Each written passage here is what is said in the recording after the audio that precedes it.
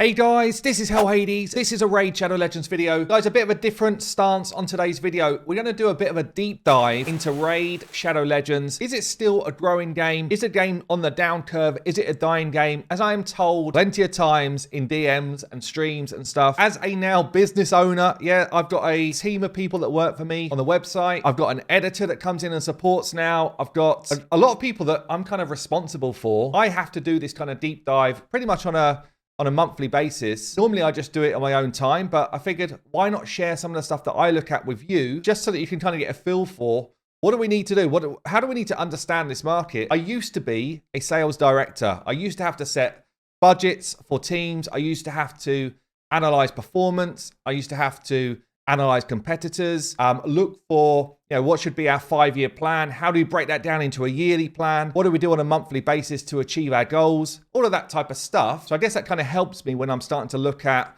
this business, this market, and trying to find out, is Raid still my future? Or do we need to start to diversify into other things? So it's a really important thing for me to do, especially when I've got a team of people around me that basically rely on this brand, this game, this model to survive. So let's get into the detail. So we've got Raid Shadow Legends. It's in its 3rd year. It's been the most successful game in this kind of genre for the last 2 years. And at the end of last year, it just launched its biggest, newest boss, the Hydra clan boss. Now, you have to look at this in 2 ways. Firstly, I think some people that played the game a long time, me included, are not a big fan of this boss. However, it is a big new release for the game. It enables them to push a whole kind of new marketing angle, and it kind of tries to draw older players back to see new content. It also means that they've got a team of developers who are developing the game and trying to come up with new, exciting things for the player base to actually do. So there's a bunch of kind of positive messages in really what I feel is a kind of weak bit of content they've added. I'm still pretty, like, from a business point of view, from a me on YouTube, from a website type of view, this is actually pretty positive for Raid. So what I like to do first is I like to look from a holistic point of view, like really zone out, macro level. What's the kind of feel of Raid? That's my first thing. Then I go into further detail as we go. What I like to do is I like to look at other creators. How are their views looking month on month? I look at mine, obviously. I look at the actual Raid Shadow Legends YouTube page and see how theirs are doing. Up until recently, I have never had a content creator with more views than me in a month. Okay, that's just it. I'm the biggest creator in this space, bar none, at the moment. And then about 2 months ago, the actual Raid Shadow Legends page surpassed me. But not just by like a touch, they have absolutely blown my channel away.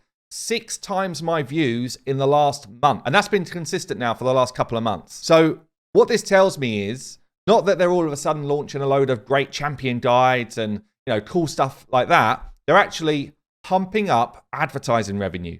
It means that they are pushing more advertising into the space, which is pretty incredible, really, because they already spend a ton of money on this game. So that's one thing. Another thing which I noticed, or we must have all noticed by now, is their kind of collaborations with pretty big hitters. Yeah, so we've got the collaboration with Jeff Goldblum. Wow. Oh, there it is. This dude, I was just kind of like getting a bit of a sense of, what's this guy worth? He's worth like 40 million. Does he need to do a very cheap ad with Raid Shadow Legends? No, he does not. No, he does not. He would have been paid extremely well for this. And it actually gives some credibility. It gives credibility to this space because I guess Raid back in the day, and probably still is, a bit of a meme. Jeff Goldblum's not a meme. He kind of is in his own way. He's kind of funny, but he's got credibility about him. He's a movie star who's been in huge films. He's been in big TV shows. And this guy brings real credibility to Raid. And I'm really surprised by this move, but it's a great move. They've also partnered up with S1mple, the best Counter-Strike player in the world, I'd say. That seems to be the kind of general consensus. What? How? And, well respected in his space. So that's quite a good collaboration. And then obviously if we go back from there, I don't know if we can see it on this, but also partnered with Ninja. The f*** you say to me, you little... So Ninja as a streamer, net worth roughly 25 million. Yeah, this dude, a streamer, is worth some serious cash. And we know that partnership would have been big ticket items. And actually, when we looked at the collaboration, it really drove players. It really drove players into the space. And I'll show you that with some analytics in a minute. So the next few things I'm going to show you, it's all kind of like free websites, all that type of stuff. You can literally go and find all this stuff out yourself. But this is the type of thing that I go onto. So here, twitchtracker.com, I'm looking at how many people are watching streams about Raid. And this is an interesting one. So this is a graph here showing how many viewers are watching Raid in total. And look at this. So from January 20, we start to get some traction in streaming, and pretty much up until now, we've got a pretty flat, I would say, graph around viewers. And we'll see that in detail in a minute. Look at this date. On the 20th of July, 2021, 27,704 viewers. I honestly, before I'd seen this graph, I had no idea that was the number, by the way, because I was in some of the Ninja streams and it didn't feel like there was a lot of viewers. Damn. What a spike. When did the Ninja collaboration happen? Of course, it was like that sort of time in July. And that would have been a Ninja stream right there that's kind of ballooned that number. If we then look at the kind of concurrent viewers of streams, concurrent number of streamers, hours watched, all that type of stuff. Well, actually, this is quite an interesting one for me. So Raid as a game had a pretty similar level of viewers, between 1.8 and 1.4K a month, until the Ninja stream event. Then it went up, concurrent viewers up to 2.1K. And actually, it's been on a bit of a downtrend in terms of a streamable game from that point on. And there's a whole bunch of factors that could play into that, by the way. If I suddenly stream less, then it would blow the numbers down a bit. If there's some of the other big streamers of streaming less Raid, then it'll blow the numbers down, because there's only really, probably 15 of us that stream it. So if the bigger streamers suddenly stop streaming it, then it would blow the numbers down. But the average number of streamers is the same. So it's not really moved in that time. All what's really happened is the hours watched has dropped and the concurrent viewers have dropped. So that's so for me, that's the first alarm bell. It's like, damn, are we on a genuine down curve here? Is Raid actually going in the dirt? Is it dying? Because, they're still plowing loads of money into advertising. People don't necessarily have to still play the game. So that's a bit of a concerning one for me. And that's something which I kind of thought, well, I need to dive into that a bit more. So I looked at my own view, my own kind of stats or whatever on streaming, and it kind of gives me all of the details, when I streamed, how many people watched, all that type of stuff. And so the green line here is the amount of viewers I get on average. For me, feels like it's actually in a slight up curve or a slight uptrend, which is good. Pretty flat, I'd say, since May. But overall, from when I've been streaming, it's on a slight uptrend. My hours streamed is on a downtrend, and I made a decision to cut back some of the days that I streamed at the start of last year, because I just needed more quality of life home time. That was like a personal decision. But what's quite good for me personally is to see that hours streamed doesn't necessarily affect the amount of viewers that still come and watch those streams. So that's pretty positive. This is a bit of an ego boost as well. Top 0.07% of people that stream on Twitch. It shows how many people stream on Twitch that don't really get any viewers, because it massively escalates your number. But yeah, this is interesting. But certainly from a personal point of view, feels like we've got the same level of viewership. So that's good. I can then look at my YouTube channel, and there's another one here. So socialblade.com. Let's us see how YouTube channels are performing. Yeah, so see this little graph here. Let me zoom in a little bit on this graph. See this little graph. Guess what these little peaks are. Guess what? So in between April 24th and May the 4th, and November 10th and November 16th. Quick guess down below comments. What were those peaks? Let me tell you. This is where I say on a video, if you've been watching my content for a long time and have not yet subscribed, please subscribe. It helps out my channel. That's what those peaks are. I don't do it very often because I feel like I'm actually quite lucky that a lot of people that do watch my content do subscribe. But that's actually what those peaks are. Me just asking people that are regular watchers to hit the subscribe button. So it tells me how many subscribers I get on a week. It tells me how many views I get on a week. What I like to do is just come down here. Again, come right out, have a look at a kind of longer term view. Are my views going up as a channel, or have they plateaued? Are they going down? And you can see here, pretty much since I started YouTube until today, there's a genuine uptrend of views. Not massively. It's not like every month it's escalating like crazy. A small uptrend of views since I started. So if I'm just looking at my own data, I'm pretty comfortable that Raid's in a good spot. And I know there's a lot of other creators now than there used to be back here. Actually, what that does is it's positive for the game. What you might see is creators that kind of start off by saying, I'm never going to do shard pool videos. I'm never going to do, a video this is the top epics of this. I'm never going to do videos like, this is a beginner's guide. That's the way they tend to start. And then what they do is they realize that actually that's where a lot of views come from, initially at least. And that's how you get a lot of viewers to your channel. And then you kind of want to broaden content around that. Honestly, it's why someone like Ash does a lot of videos around similar themes, because the guy's, he's a machine. He knows exactly how this stuff works. He looks at analytics, and then he does videos around topics which are well searched. I do that as well. I try and mix it up with other stuff, but honestly, that's how he's successful. It's how I'm successful.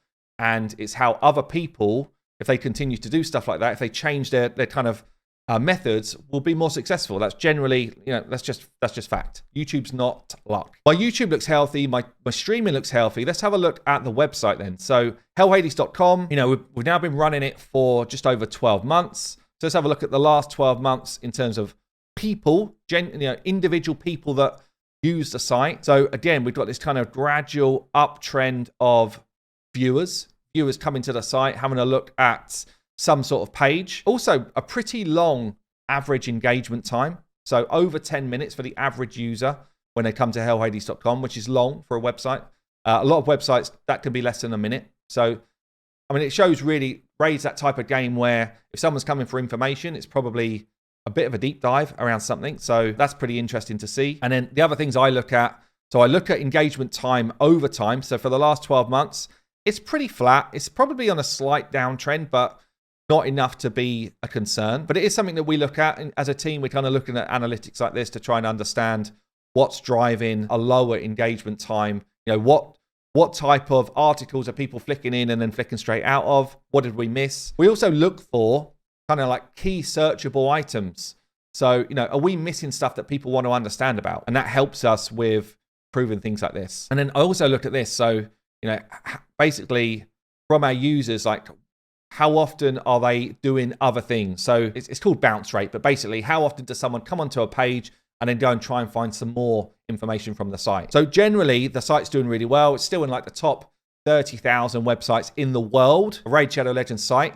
It's slightly downtrended since December. It's gone down a couple of thousand. So either Raid is being searched, or it must be Raid is being searched less than it was since December, but not enough to be a massive concern still. So from my analytics, from everything that I'm a part of, we're actually in pretty good spot. But let's have a look at what Raid are doing. How much are they making? How much are they spending, etc. So a good website for this, Sensor Tower, it kind of just gives you a feel for what any mobile game is doing. Yeah, so you can literally type in any app, any game on a mobile phone, and it will tell you their kind of ratings for iOS and their ratings for Android. What this doesn't include is anything to do with player in play, which is quite interesting because player in play actually makes up a big chunk of Raid's income now.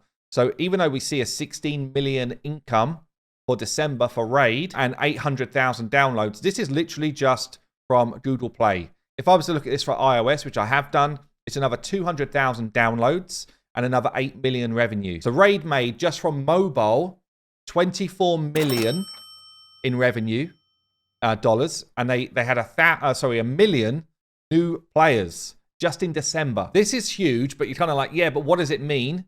Talk to me about what that's like compared to other games. Is it still a growing game? Is it a shrinking game? So what I then look at is, well, how does Raid compare to other games in this space? Yeah, so it's not going to be a game that beats all of the big PC AAA titles, that type of stuff. But in mobile gaming, which we still think it's still pretty much a mobile game, right? Even though a lot of people play it on PC, it's like, well, how do Raid perform in terms of category rankings? So let's just go through who we've got here. So we've got the orange line at the bottom there. That is Summoner's War.